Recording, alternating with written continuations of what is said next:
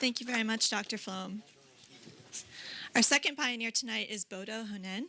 He's an experienced entrepreneur working in the education tech space. And his most recent startup focuses on an open source learning management system, which is combined with Google expertise, tools, and services.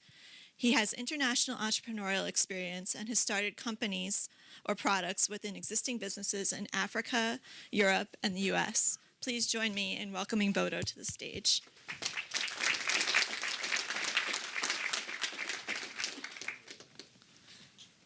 Sorry. No worries. Where's Todd? Let me see.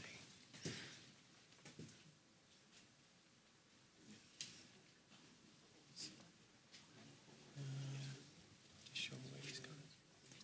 Okay. Sorry, guys. Sorry. My bad.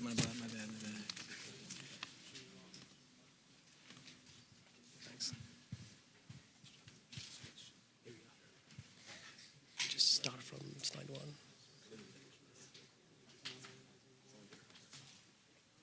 Just go. Okay.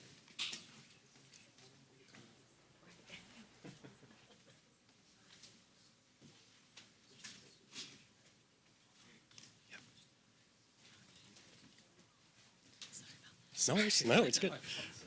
Hi, everyone. So, our moonshot is about teaching the forgotten children. The kids that will never go to school and the kids that will never get a basic education. This little girl is likely never to go to school, and she'll end her life not knowing many of the questions she has. She'll not learn to read, and she'll not learn to write. And she'll forget her hopes because this little girl will likely be married very soon and have children of her own. We simply cannot reach this girl. We simply cannot teach this girl.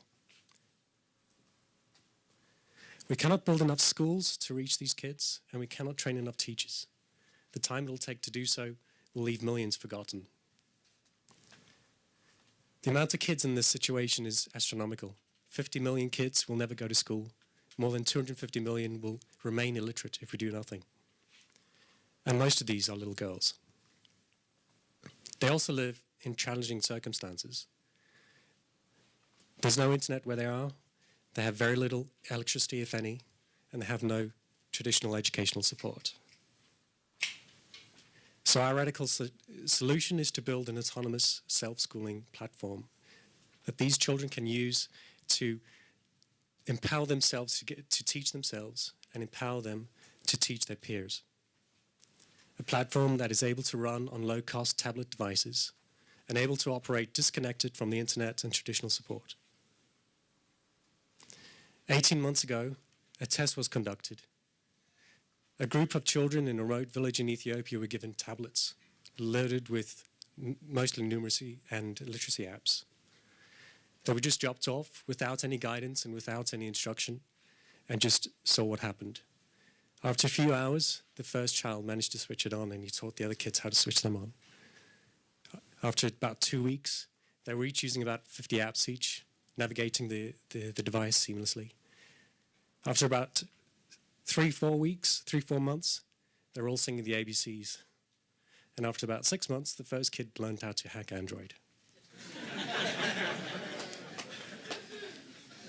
We realized that over the 10-year mission of the project, that technology will drastically change, and we're building in line with that. We know, for example, that the low-cost devices we have will be 100 times more powerful. We know that the storage available to these devices will increase significantly. We also know that the cost of these devices will decrease significantly. We expect them to be far lower than $10 within the span of this project. And so the technology we're doing is a pretty lightweight framework. We want to build a platform that all educators can use to test their ideas, to deliver their ideas to a large audience, and to test their effectiveness and evaluate the effectiveness. And we want to do this using 6 key technologies. First of all, a content framework that standardizes content and makes it available to the platform so that the platform understands what the content's all about. Secondly, the on-device data store, which retains all the information about the child, her progress, her data usage, her preferences, her interests, what learning style she's got, things like that.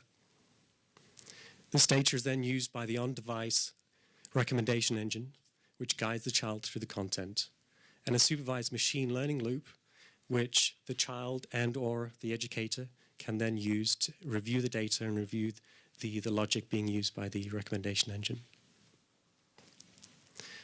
A backbone to much of what we're doing in our approach is mesh networking. We understand that many of these kids will never have a formal teacher, but we also know that these kids love teaching themselves and teaching their peers. And so the platform and the child will have the ability to search the network to find kids that they can learn from and kids that they can teach. In addition, we're providing a very natural interface for these children. We want it to be beautiful, natural, seamless. We want them to be able to have a conversation with the device, ask it questions, and it to provide them the answers. In sync with the recommendation engine, over time this will become more sophisticated. Wrapping this all up, it will have access to a library of content that is based on the connectivity of the device. When it's offline, it'll have access to the content that's on the device or SD cards. When it's connected to the mesh network, it will have access to any of the information that's within the mesh. And when it's connected to the open internet, it will have access to an online repository. This framework of technologies will be able to use the explosion of great educational content and provide these kids a mechanism as an automated self-learning mechanism to teach them anything they want. But this isn't really a technology problem. The technology that exists to solve this problem is already here. And this isn't an educational content problem because the content that exists to solve this problem already exists. But much of this content and much of this technology is housed within these closed silos. And so the radical approach we're taking is radical openness. We're approaching everyone and anyone that wants to help us. And we are asking them, let's work on this together. Let's solve this problem together and let's focus on these kids. Several months ago, we started to work on this. A growing group of volunteers working to solve this challenge. 3 months ago, and it was highlighted here, the X Prize announced that they were creating an incentive competition exactly for this problem. And thanks to the X Prize and many other organizations, this challenge is starting to get the attention that it deserves. In a few years, a platform will exist that can solve this problem. In a few years, we will have something that is able to teach these kids, and that's really exciting. Can you imagine what's going to happen when children who have absolutely no access to any education can suddenly start to learn anything they wanted to? Or kids growing up in conflict areas or in areas where open education is forbidden, if they can grow up learning lessons of efficacy, morality, and critical thinking. Imagine when they become the leaders of their countries. Imagine, for example, we start to build a platform that works for these kids in these scenarios. Because something that works for them could work for anyone.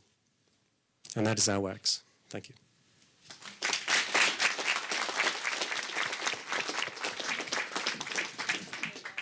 Now we're going to be opening it up to the panel for questions. Right, there's a beautiful presentation addressing a lovely problem. And my questions are, if you could just contrast a bit between the deliverable you're expecting versus something that exists today like Khan. Is it that you're going to be delivering a device, you're going to raise capital to move the device to the affected area? Yeah, we're focusing on delivering a platform that is able to work in these challenging circumstances, so able to work offline, disconnected from anything else. Right, and the platform, you would provide the device as well, or I'm just worried about the ability to actually get that there. So the deployment is going to be done through partners. So we have various organizations already deployed in various locations, like Liberia and all the rest of it. Right. The X Prize themselves is also facilitating the project by providing the tablets themselves. Okay. And so we're focusing on the platform. It's based on Android and therefore based on pretty ubiquitous devices. Thank you. Can you speak a little bit to metrics of success for this project? Given that you mentioned many of the kids will never go to school. Yeah. How are you gauging how much they're actually learning? What Well, would those markers be? So the X Prize have got some pretty well-defined markers that they're going to be judging against. What we're going to be doing is we want, because the platform is going to be totally open, and we're working on this as an open project, we want the children to define how they're progressing, the children to identify what works and what doesn't work. And we're going to be using the X Prizes as part of the metrics for that. And do you think a 6 or 7-year-old is capable of defining whether or not they're progressing adequately? Well, we know that 6 or 7-year-olds are able to teach themselves anything. And the tests so far I've conducted are showing that these kids are willing and capable and interested in learning. Thank you. I guess my question's around the content, radical openness in terms of what information these kids are going to be exposed to. Is there, it wasn't clear to me in terms of what information they have already to learn, and more importantly, how are you going to, I don't want to say control, but how you're planning to manage future contributions, and as that information changes over time, So at the moment we're approaching this, we want to approach this in a Wikipedia type model. Okay. We're going to be launching with content that's pre-existing, content that's currently being deployed in not Liberia, Malawi. So it's content that's localized for the kids in that area, and we're going to start off with using that content. But the idea that over time we're going to be approaching this with more of a Wikipedia type model, allowing anyone and any educator to develop content for this platform, and have them be able to then use the platform to deploy this to a wide selection of kids and be able to test whether or not their content works. And I guess lastly, you mentioned the difficulty with electricity. I mean, most of these villages don't have running water. Exactly, How do you yeah. expect these children to plug in a device Yeah. where they can't get water to drink? So many of our partners already solve this problem by installing solar chargers. The X Prize themselves are going to be installing solar chargers in all the villages that we're going to be testing out in, and we're going to be approaching it the same way. Great. Thank you, Bodo. One last round of applause for Bodo.